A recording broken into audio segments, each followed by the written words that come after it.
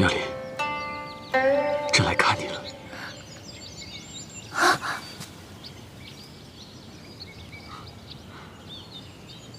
你的病已经好了，谁的医术这么高明啊？是迦叶大师。迦叶，朕以为他只是会点法术，没想到他还懂医术。也许，他恰恰只会治我这种病而已。妙莲，你生病这段日子，朕甚是牵挂。既然你身子已经痊愈了，明日就回宫吧，朕会好好补偿你的。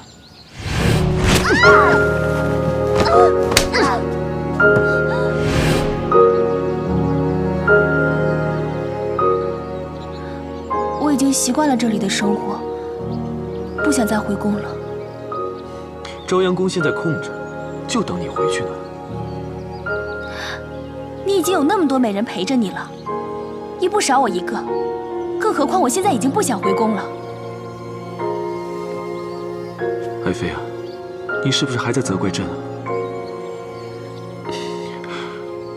朕会好好对你，绝对不会让你再受一点委屈的。你会怎么好好对我？让我当皇后吗？我可不想当你的小老婆，被皇后和八美人之类的欺负。你不要仗着朕对你的宠爱，就一再的逞口舌之力。怎么，你又要打我，还是杀我，还是把我关进冷宫？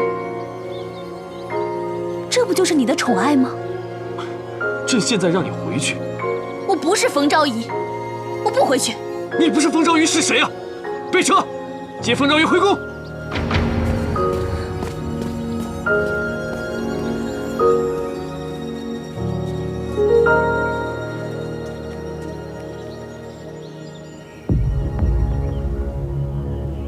冯妙莲，我的好妹妹，你终于还是回来了。我们之间的战争从来都没有结束。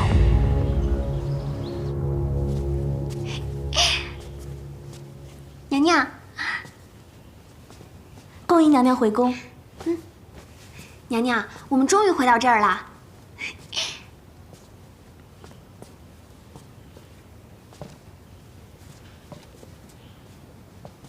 哎，之前住在这儿的八昭仪呢？娘娘，八昭仪刚住进朝阳宫不久，陈昭仪说朝阳宫是不洁之地，还请了一个法师驱邪。八昭仪身染恶疾，没多久就病故了。恭喜皇后，又成功的干掉了个情敌。娘娘，走吧。娘娘，这话万万说不得。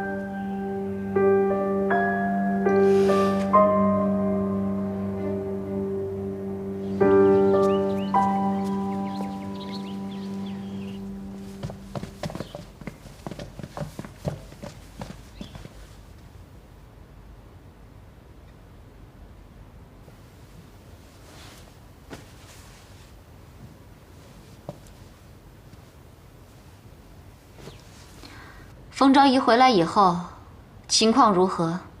回皇后娘娘，皇上特命上宝寺制就金宝，赐给了冯昭仪，使她享受同皇后一样的待遇。另外，还给了她一顶豪华的，甚至超过皇后的喜寿带。什么？哦，还有寿带上还镶嵌着12颗猫眼石，价值连城。同时，皇上还亲自送给冯昭仪一块雕琢后的玉佩，说是当年的和氏璧，具有驱邪镇定的功效。好了，我贵为皇后，皇上都没有赏赐过这些。好啊，你个左昭仪！哼！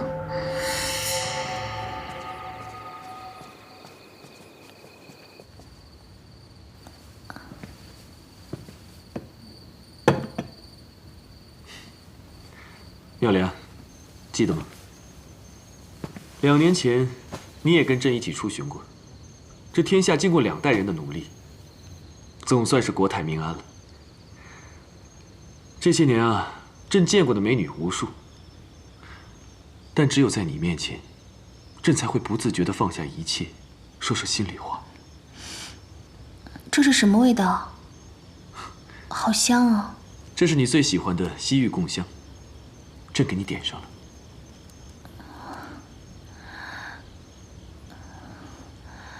好热。热吗？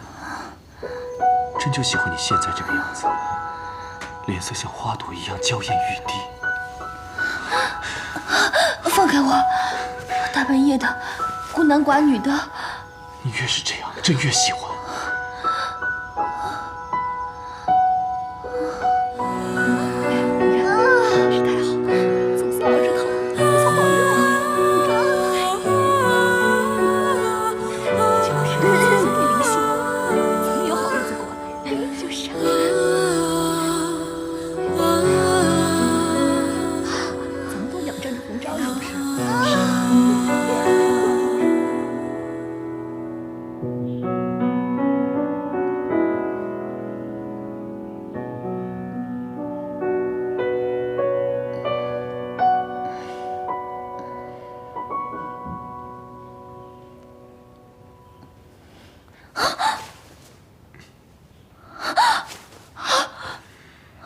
怎么是你？醒了。你对我做了些什么？混蛋，无耻淫贼！你是朕的昭仪，朕怎么无耻了？你用迷香害我，毁我清白。这不是迷香，这是你最喜欢的西域贡香。谁喜欢了？我才不喜欢呢！而且我也不是你的冯昭仪。那我的冯昭仪去哪儿了？我怎么知道她去哪儿了？反正我不是冯昭仪。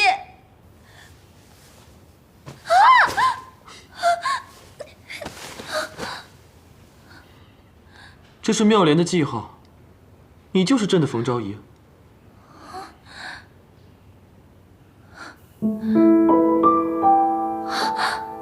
我什么时候长了颗痣啊？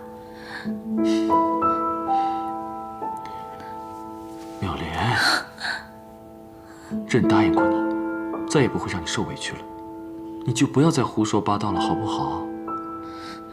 朕已经封你为左昭仪了，这是仅次于皇后的封号啊。什么左昭仪右昭仪的，我才不稀罕呢！我想回家。恭送皇上。嗯。